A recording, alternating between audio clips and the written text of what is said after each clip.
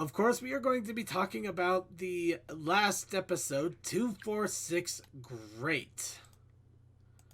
Because this was the only episode we have yet to cover.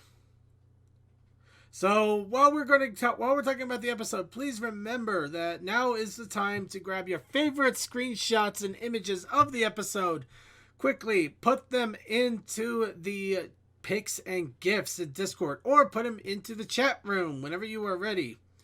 In the chat room whenever you're ready, and let us know your favorite moments so we can go ahead and collage them as we briefly talk about the episode and its entirety. Of course, the episode, it was, I'm not going to lie, this was not my favorite episode by a long shot. I mean, good for you, Father. I liked it for reasons, I guess. I don't know. I actually wasn't very high on my scale either, but I'm going to play devil's advocate because fuck you. In all honesty, it's not an overly bad episode for context, but fuck for you, Rainbow it's Dash, great. yeah, not good. It's an excellent episode. The art that came from it is the best, therefore it's the best episode. Yeah. That's all. I've never seen it, so that's all I have. There we go. Don't you Thank you, Fluttershy, giving the vote. Okay, that's how I'm going to go ahead and mute Wave Fluttershy of now. art that it inspired, it is the best episode. Yes. There we go.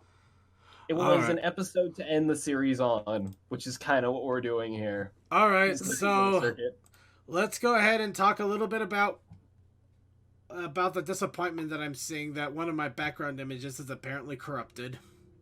Uh-oh. Oh, no. Well, that's something I'm going to have to try to get fixed at some point, and scan my hard drive. But that right there, that is sadness right there. It's a Twilight one, no less. Anyway, let's get into this. So the episode, I think we'll survive. So the episode is about millionaire Bucks Aplenty, who unfortunately decided to buy into sports because everybody was talking about sports so much that he decided that he can go ahead and do sports things. He bought out a stadium and he bought his entire organization a merchandise booth. Of course, unfortunately, the merchandise booth was formerly owned by Dr. Seuss, so all he could find were weird flags and giant hats that don't fit anybody's head. And, of course, everything had to be in a rhyme. So the whole episode was about him trying his horribly hardest in order to make the Seussical Buckapones actually the best sports team out there.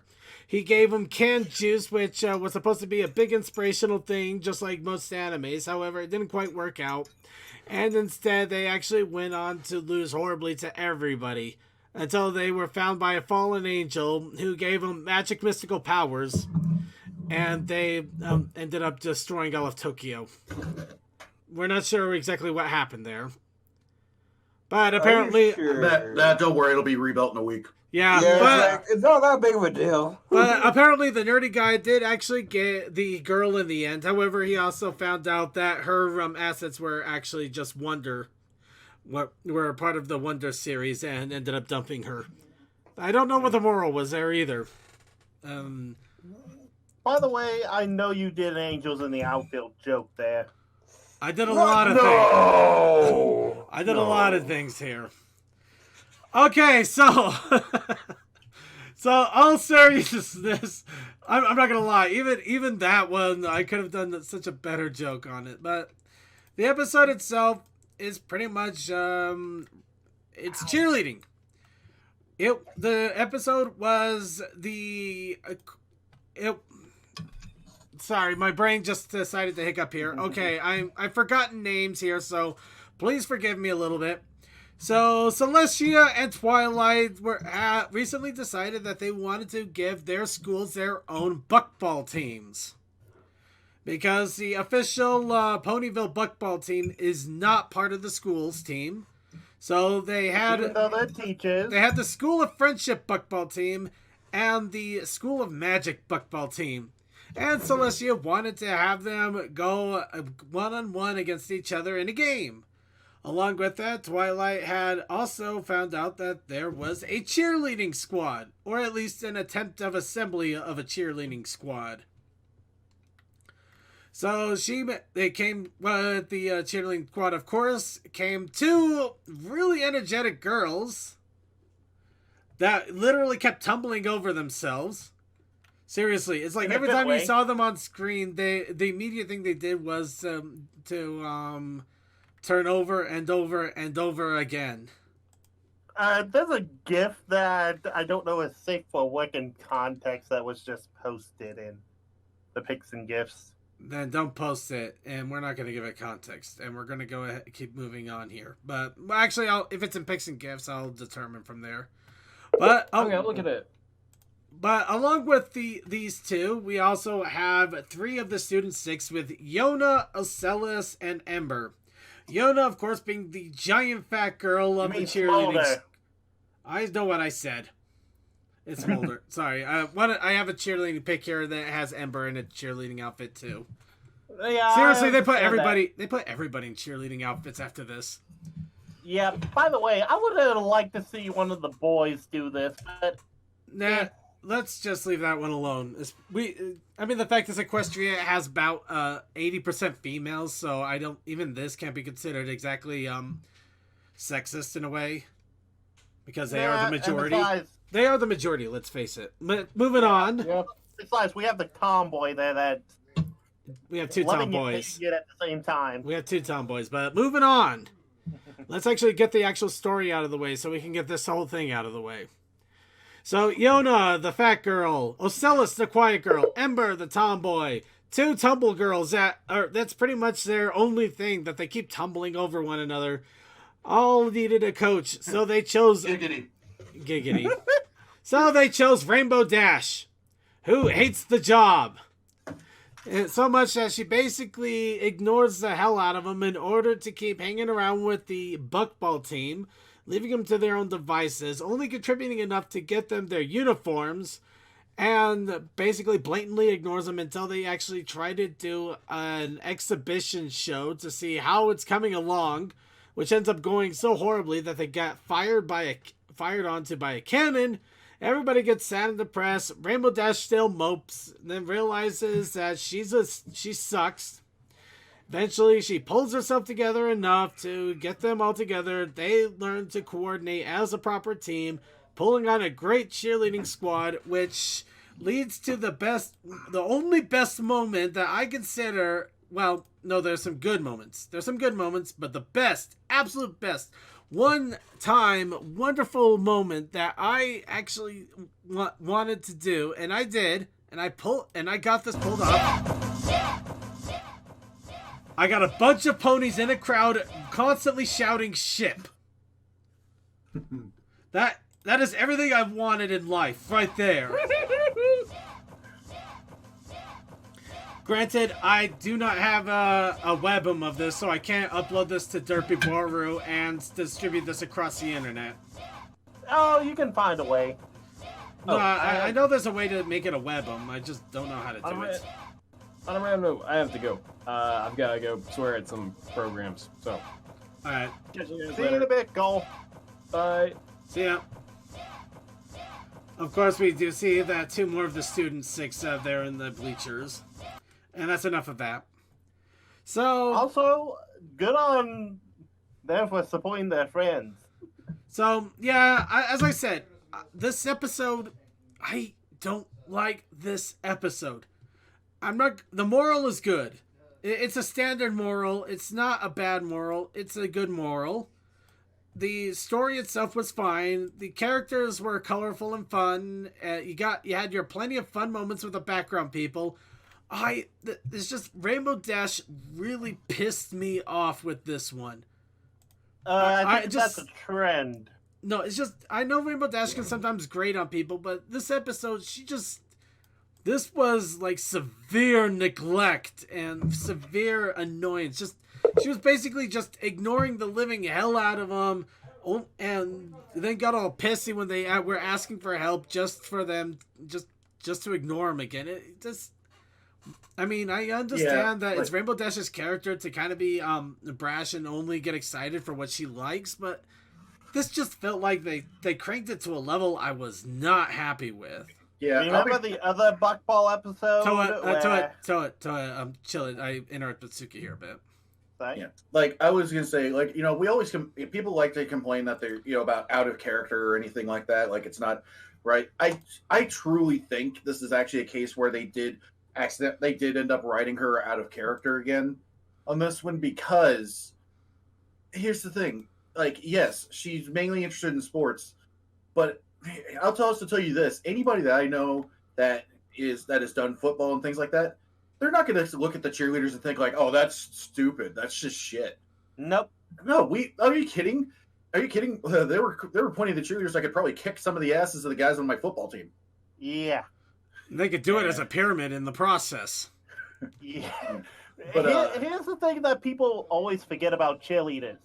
If they're doing a pyramid, the girls on the bottom have to be strong enough to lift everyone above them. Yeah, but to me, here's the thing. Like that's one part of it. But to me, Rainbow Dash in this, I feel like because it's also one of those things where this is an episode that's going on, 9 seasons in. When we've obviously seen this character go through this kind of similar lessons or things like that, before, and you look at this and go, no, right? And especially since Rainbow Dash is supposed to be loyal to people, these are her students. These are people that she likes. You'd think that this would be a situation where she'd go, you know what? Yeah, this may not be what I wanted to do, but they're very much interested in it. I should do it for them. I don't know. It's just one of those things where I just feel like this wouldn't be one of those situations where Rainbow Dash would go that far back into a tendency. Well, also I think she thought she would be the coach of the actual team, not the cheerleaders. Well, I get that. I get her upset about not being the coach of the buckball team and instead being the coach of the cheerleaders, but that's still like a massive neglect of duty, and especially for the students that she's supposed to care for. You're not wrong, but I'm saying it's not without some ground. It's still not a good thing how they wrote her, but it's like... Yeah. No, see, here's the thing. Most of the time when somebody's... damn it, I didn't get picked to be head coach of this. I'm doing this part. You know what most of the time people do in that situation? They don't just neglect their part of the thing. They go, okay, I'm going to do this job to the best of my abilities. I don't even think neutralization hits that hard, right? So, I'm sorry, but yeah, really, she should have been like, okay, they feel that I can do this, so I'm going to show them that I can do this. True, but she's also been known to be petty. She's not that petty.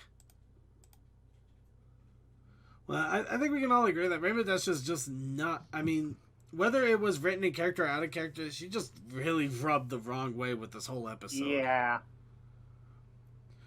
Now, It's not... The episode itself is not bad, it's just our main focus is... Well, I get the idea of the moral, just like, there are some things that you're going to have to do that are not your favorite. It's not the best thing, the one thing that you would want to do, but it doesn't mean that you shouldn't do it to the best of your ability and to give it your all, especially to find the thing that you do want with that.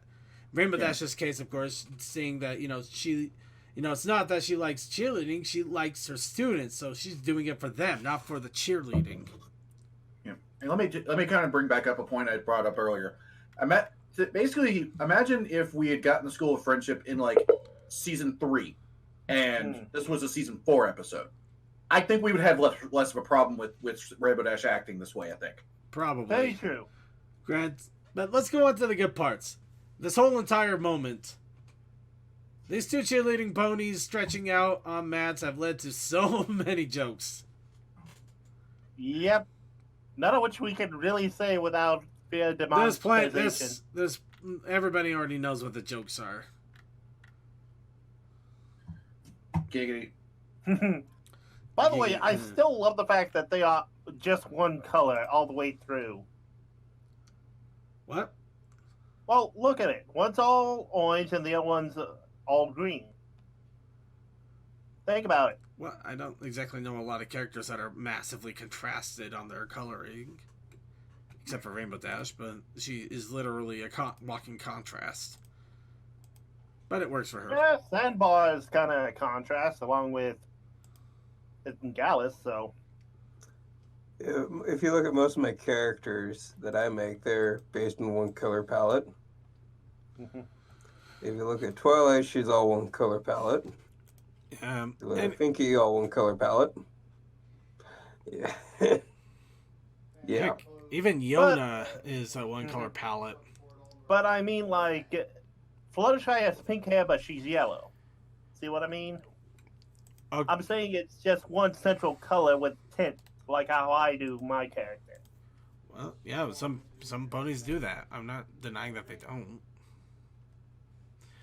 But yeah, the funny thing about this episode, it did lead to a lot of characters being dressed up as cheerleaders, and of course, it did have the fun moments of Celestia. You had the cheerleading bend over. We'll just leave it as that.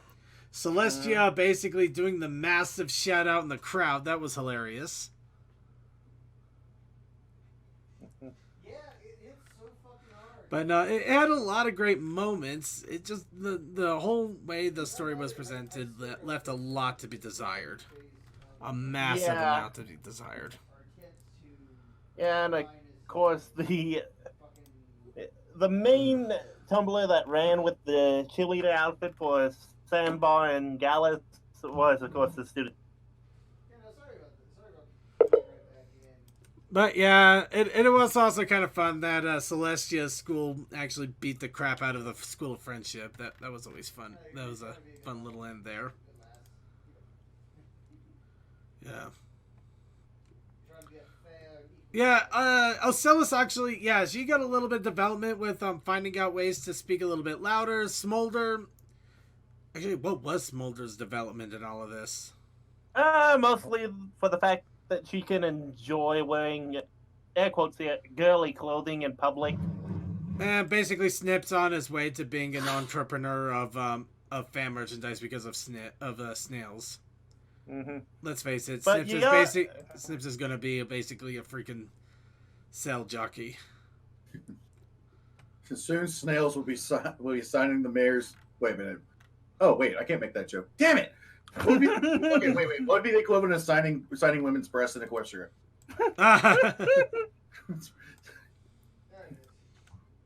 Which actually, funny thing I saw recently was a professional wrestler, Joey Janela, actually did a cool thing for this woman, because apparently this guy on Twitter asked Joey Janela to sign his girlfriend's tits when they showed up at the show the next day. But apparently what happened is the girlfriend then got, I think it was his wife. Sorry, yeah, his wife got in contact with Joey as well. So Joey goes out there, finds the guy, walks up to the girlfriend, and proceeds to sign. What he does is he actually writes "I'm pregnant" on her chest, and so she turns and shows it to him, and that's actually what it was. So she was. So she ended up turning it back around on the boyfriend or the husband, sorry. And it was in all honesty, that's a very sweet thing. Just going. It's sweet, but it's also hilarious. Yeah, because it was funny because then everybody around started chanting at him like "you sick fuck" or something like that at first because they didn't realize what he'd written, and he goes like, "No, she's actually pregnant," and all of a sudden everybody goes like, "Oh, hey." By the way, example of Sandbar and Gallus in the cheerleader outfit.